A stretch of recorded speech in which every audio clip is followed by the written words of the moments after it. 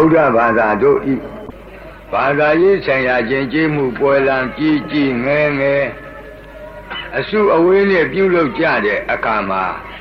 ပရိစ္ဆစုံညီပြီဆိုရင်နိဗ္ဗာန်သောဓမ္မဂောဓကပြုလုပ်တဲ့ပုဂ္ဂိုလ်က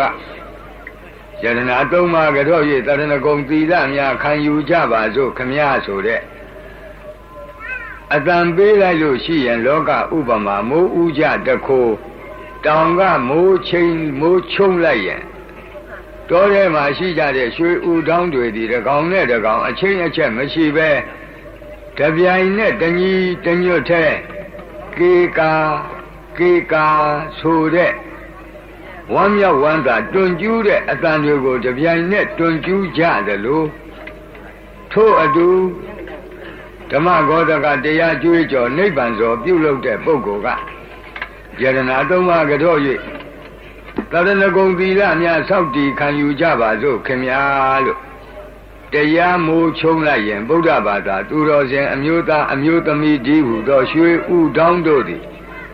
တပြိုင်နက်တည်းတညီတညွတ်ထဲဩကာသအစရှိတဲ့ယတနာသုံးပါးအားကြော့တဲ့စဒံကေကာတန်တွေဟာညံပြီးတော့ထွက်လာအဘိဓမ္မာသဘောအရဘုန်းကြီးတို့အရက်ထဲမှာတယောက်နဲ့တယောက်တစ်ဖက်နဲ့တစ်ဖက်စိတ်ချင်းအခန့်မတွင့်လို့ငါနင်းအဲ့ဒါလိုပြောကြဆိုကြတဲ့အခါမှာငါတစ်လုံးနင်းတစ်လုံးရိုင်းပြတဲ့အတန်ကြီးတစ်လုံးဖြစ်ပေါ်လာဖို့ရန်အတွက်ဒေါသမူအကုသိုလ်ဇောတွေဟာ49ကဒေါသမူအကုသိုလ်ဇောစိတ်တွေဖြစ်မှနင်းဆိုတဲ့ရိုင်းပြတဲ့အတန်ကြီးတတန်ငါဆိုတဲ့ရိုင်းပြတဲ့အတန်ကြီးတတန်ဖြစ်ပါအကုသိုလ်ဘက်မှာအကုသိုလ်ဇော49ကြိမ်စောမှဖြစ်မှအကုသိုလ်နဲ့ဆိုင်ရာအတန်တတန်ထွက်တယ်လို့ကုသိုလ်ပဲဆိုင်ရာမှာလည်းပဲယတနာသုံးပါးကြော့တယ်ဆိုရင်ဩကာသမှာပဲဆိုပါစို့ဩတလုံးဖြစ်လာဖို့ရန်အတွက်မဟာကုသိုလ်ဇောစိတ်တွေ49ကဖြစ်မှဩအတန်ပြီးတတန်ထွက်တယ်ကာမှာလည်းပဲထို့အတူပဲ49ကြိမ်သမှာလည်းပဲ49ကြိမ်အဲ့ဒီလိုကုသိုလ်ဇောစိတ်တွေ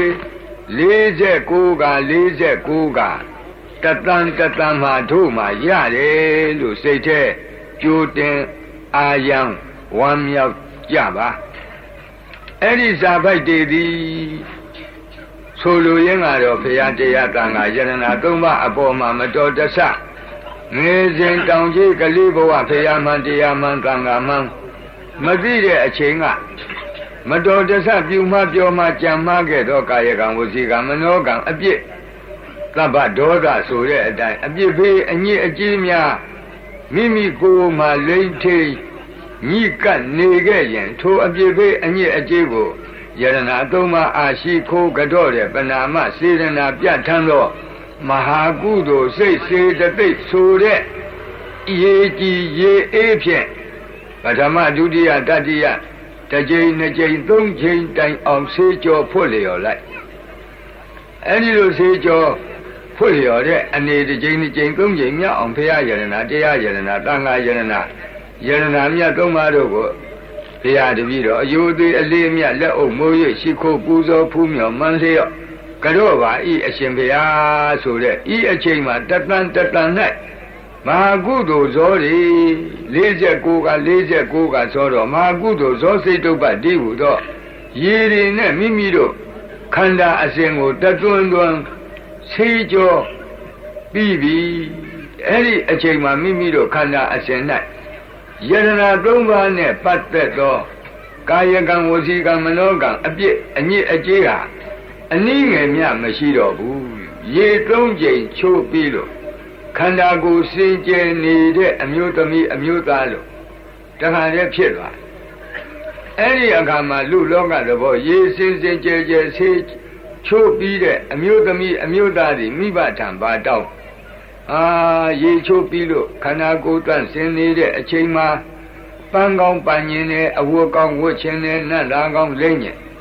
ပန်းကောင်းပေးပါအဝတ်ကောင်းပေးပါနတ်လာကောင်းပေးပါတောင်းတယ်လို့တောင်းတယ်လို့ပဲခြေပေါက်လက်ခါတောင်းတယ်ထို့အတူဘုရားဘာသာအမျိုးသားအမျိုးသမီးတို့လည်းမိမိတို့ထိုအချိန်စင်ကြယ်သောကိုယ်ခန္ဓာရှိနေတဲ့အချိန်မှာ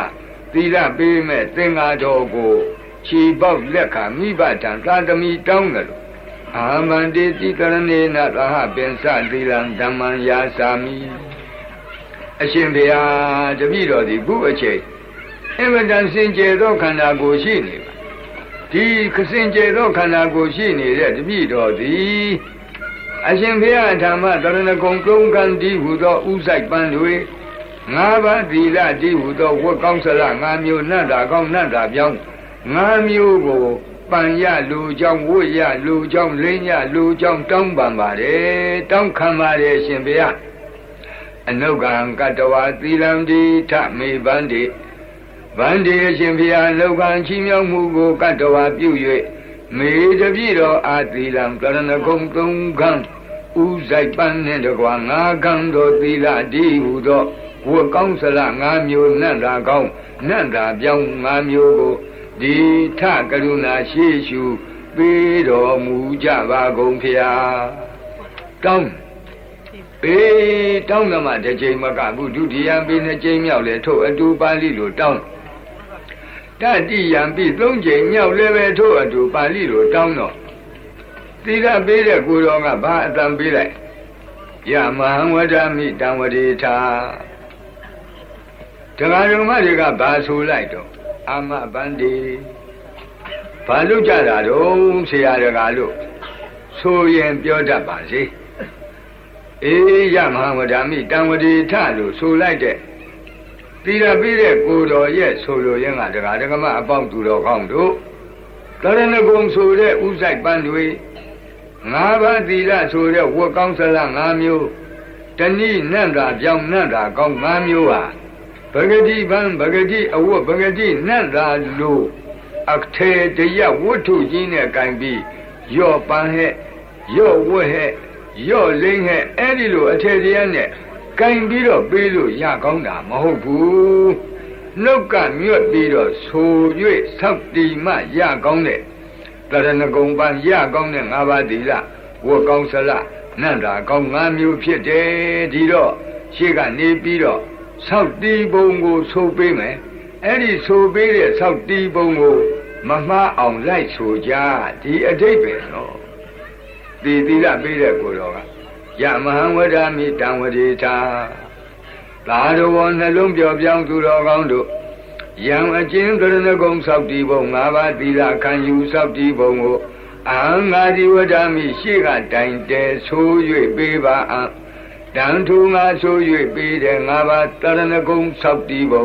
၅ပါးသီလဆောက်တီးပုံပါဠိကိုတုံမေသင်သူတော်ကောင်းတို့သည်